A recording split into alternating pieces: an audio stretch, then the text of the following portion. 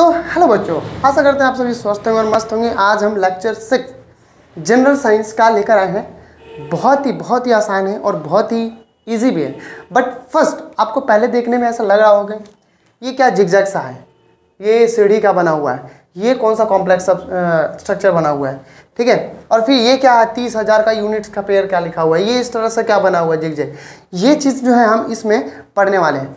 इससे पहले वाले वीडियो में हमने क्या कर लिया, जो भी हमारे सेल में सेल डिवीजन से पहले साइटोप्लाज्म में जितने भी वैक्यूल्स थे, ढेर सारे थे, उन सबको हमने पढ़ लिया है। अब हम यहाँ पे सेल डिवीजन पढ़ेंगे कि न्यूक्लियोल्स में उसमें क्या क्या चीज़ होता है। एक न्यूक्लियस के अंदर न्यूक्लियस होता है, अब उसमें भी हमारे पास क्या क्या चीज़ें होती है वो हम देखने वाले ये सेल डिवीजन में। जनरल साइंस है तो इससे पहले वाले वीडियो में अगर कंटिन्यू आप देख रहे हैं तो आपको कुछ समझ में आएगा। और डेली सैटरडे और संडे को ये क्लास रहता है डेली, ओके। हर वीक में जो भी सैटरडे संडे आता है, 2 दिन चलता है। उससे पहले जो भी क्लास चलता है वो हम चलते हैं। तो ओके, स्टार्ट करते हैं हम यहाँ पे। और लाइक और सब्सक्राइब कर लो ताकि आपको नोटिफिकेशन मिलता रहे समय पे। समय आजकल बहुत ज़रूरी है। और दूसरी बात, समय पे एक जो जानकारी या इन्फॉर्मेशन जो मिलता है वो बहुत इंपॉर्टेंट है, ठीक है। इन्फॉर्मेशन तो मिल जाता है बट एक समय के बाद मिलता है तो क्या फ़ायदा, ठीक है। सपोज करो कि अभी 10th क्लास में हो, 10th क्लास में हमें कुछ क्वेश्चन जो है पहले कर लेना चाहिए, वो बाद में पता चल रहा है पेपर होने के बाद, तो क्या फ़ायदा उसका, कोई फ़ायदा नहीं जानकारी भी, ठीक है, क्योंकि आगे उसका इम्प्लीमेंट नहीं हुआ। तो कोई भी चीज़ एक समय के साथ होता है तो वो बहुत ही वैल्यूएबल माना जाता है, ठीक है, ओके। तो हम यहाँ पे चलते हैं न्यूक्लियोल्स की तरफ। न्यूक्लियोल्स में क्या है हमारे पास, ये फिगर आपको दिख रहा होगा इस तरह से।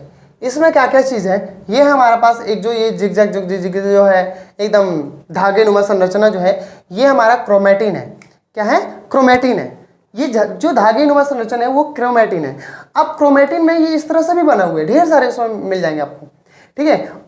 और यहाँ पे एक है न्यूक्लियोल्स, उसके अंदर बैठा हुआ है। न्यूक्लियस के अंदर न्यूक्लियोल्स होता है, उसके अंदर हमारे पास क्रोमेटिन, और उसके क्रोमेटिन के अंदर 2 पार्ट है हमारे पास। क्या है, डीएनए और प्रोटीन।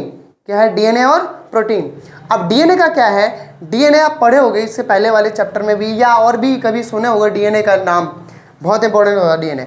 डीएनए का फुल फॉर्म क्या होता है, डीऑक्सराइबो न्यूक्लिक एसिड।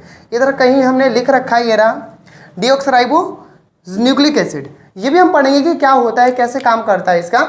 ये डीऑक्सराइबो न्यूक्लिक एसिड जो है हमारा डीएनए, ये काम क्या है, जेनेटिक इन्फॉर्मेशन रखता है। जेनेटिक इन्फॉर्मेशन क्या मतलब कि मान लो एक व्यक्ति का जो है बाल चेंजेस है, घुंघराले, या नाक का जो है ऊपर उठा हुआ है, या आँख जो है बिल्कुल अंदर घुसा हुआ है, नाक चपटा ऐसे, तो ये सब चीज़ क्या है, जेनेटिक है।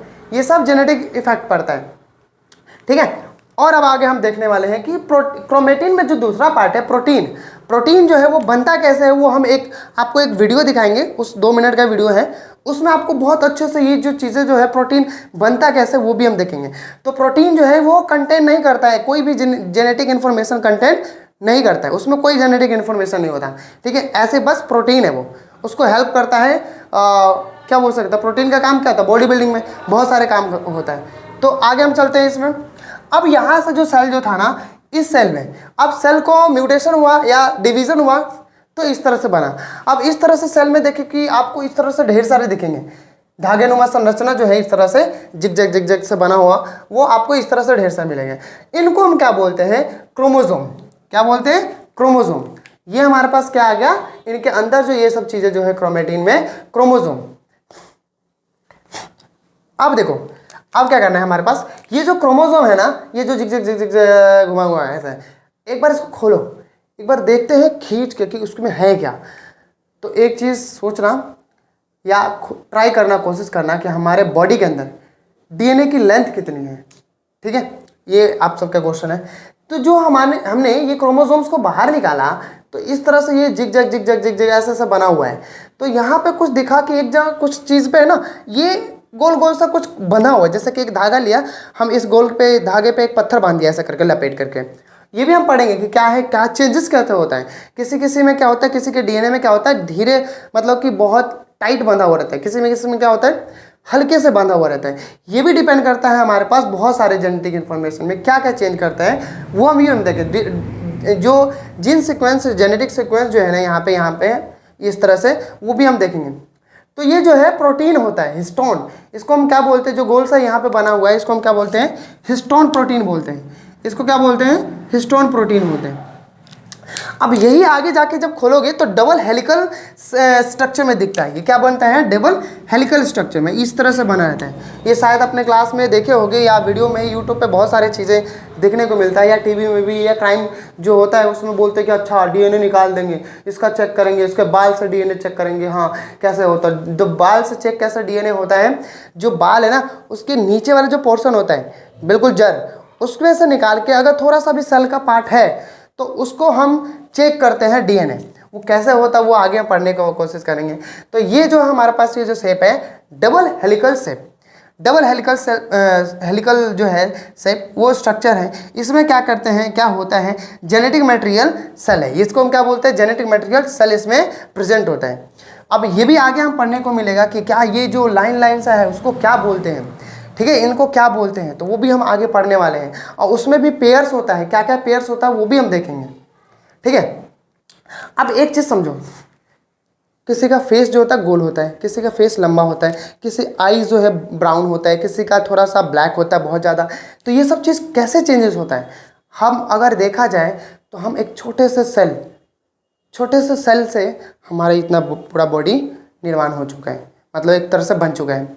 तो कभी एक बार एनालाइज करके देखना, सोच कर देखना शांत में बैठकर कि हम इतना शरीर बड़ा बना कैसे, इसको क्रिएट करने वाला कौन है, कैसे हुआ होगा, कुछ तो था। वो क्या है, सेल। वो छोटा सा सेल जो दो सेल मिलके, जो मदर और फादर से मिलके जो बनता है सेल, स्पर्म और ओवम, ये सब आगे पढ़ने को मिलेगा, ये भी हम पढ़ेंगे, ठीक है। इन्हीं दोनों से सेलों से मिलकर बहुत सारी चीज़ें हमारे बॉडी में निर्माण हो चुका है। हाथ हो गया, पैर हो गया, नाखून हो गया, सर हो गया, बाल हो गया, कान, सब कुछ बहुत सारी चीज़ें बन चुके हैं। तो ये सब होता कैसे, यही डीएनए की वजह से। इनके जो 98% जो होता है ना डीएनए में, वो सभी का बराबर होता है। अब मतलब कि क्या है कि सभी का बराबर का मतलब कि देखो, सभी का हाथ है, पैर है, ये चीज़ है, सभी का मुंह है, ठीक है। तो 98% जो है इनके जीन का जो सीक्वेंस है डीएनए का वो सिमिलर होते हैं। बट सिर्फ 2% ऐसे होते हैं जो हमारे हर बॉडी का जो हर व्यक्ति का शेप, स्ट्रक्चर सब कुछ चेंज कर देता है, ठीक है। किसी का स्किन कलर चेंज कर देता है, ठीक है। तो किसी का जो बोलने का जो फ्रीक्वेंसी है वो भी चेंज हो जाता है, बहुत सारी चीज़ें चेंज होता है। आई का जो स्ट्रक्चर है वो चेंज हो जाता है, हेयर स्टाइल चेंज हो जाता है, किसी किसी का हेयर जो है ऐसे घुंघराले हो जाते हैं, फेस भी चेंज हो जाता है, ठीक है। ये सब हम यहाँ पे पढ़ने को मिलेगा। तो ये क्या चीज़ होता है, जो डीएनए एकदम बहुत बड़ा सा लंबा सा है हमारे बॉडी के अंदर, इतना है कि पूछ मत, एक काम करना है वो करने क्या आना है आपको। तो ये जो चीज़ें, मान लो कि इतना हमने डीएनए को उठाया, इतना पार्ट, ये पार्ट जो है ना हमारा, ये मान लो कि ये हमारा नाक को डिफाइन करता है कि हाँ भाई ये जो सीक्वेंस है ना इतना डीएनए का, ये पार्ट ये हमारे बताएगा कि हाँ ये नाक का शेप कैसा है। यही अगला पार्ट जो हम उठाएंगे इतना, तो ये बताएगा अच्छा कान का शेप ऐसा है, तो अगले वाले का सेम अलग होगा। इसमें जो पेयर्स होंगे वो चेंज हो जाएंगे, वो आगे हम पढ़ने वाले हैं, ठीक है। तो इसमें जीन होता है, वो जीन वाला, वो जीन नहीं, जादू वाला जीन नहीं, वो जीन्स जो होते हैं ये जीन है, इनके कैरेक्टरिस्टिक्स डिफाइन करते हैं यहाँ पे। फंक्शनल यूनिट ऑफ डीएनए, ये फंक्शन करता है, क्या काम करता है, फंक्शन करने का, ठीक है, कोई कार्य करता होगा यहाँ पे, ये फंक्शन है। तो टोटल हमारे जो पेयर्स है 30,000 यानी कि 30,000 पेयर्स है, ठीक है। और आगे आपको पढ़ने को मिलेगा क्या चीज़ है। अब आगे हम क्या चलेंगे, यहाँ से आगे हम जंप करते हैं, इसको मैं खोल कर इस तरह से, ये घुमा सा है, इसको हम ट्विस्ट करते हैं थोड़ा, कपड़ा ऐसे जब करते हैं ना, कपड़े को ऐसे जब कपड़ा धो लेते हैं तो ऐसे करते हैं तो ऐसे हो जाता है, बिल्कुल इस तरह के से बन जाता है। अब उसको मैंने उल्टे साइड से घुमा दिया तो एक सीढ़ी जैसा बन गया। अब सीढ़ी में क्या है, एक सीक्वेंस ही होता है, देखो लाइन से ऐसे ऐसे बना हुआ रहता है। तो जो, हाँ अब आगे बता ही देते चलो, कि जो लाइन है ना इसको बोलते हैं नाइट्रोजन बेस पेयर। क्या बोलते हैं, नाइट्रोजन बेस पेयर बोलते हैं इसको, नाइट्रोजन बेस पेयर बोलते हैं, ओके। अब वो भी हम देखेंगे नाइट्रोजन बेस पेयर में क्या क्या चीज़ें हैं, ठीक है, ओके।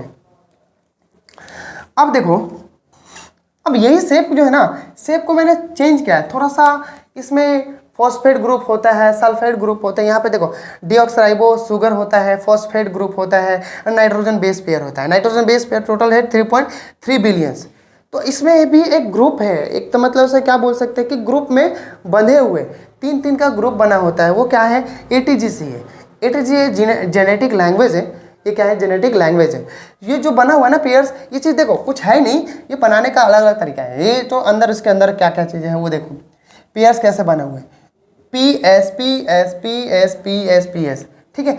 बस चेंजेस क्या हो रहा है इनके बीच में, पेयर जो बॉन्ड बन रहा है T और A के बीच में बनेगा तो डबल बॉन्ड बनेगा, और G और C के बीच में बनेगा तो ट्रिपल बॉन्ड बनेगा। ये बॉन्ड स्ट्रक्चर पढ़ने को मिलता है बाद में।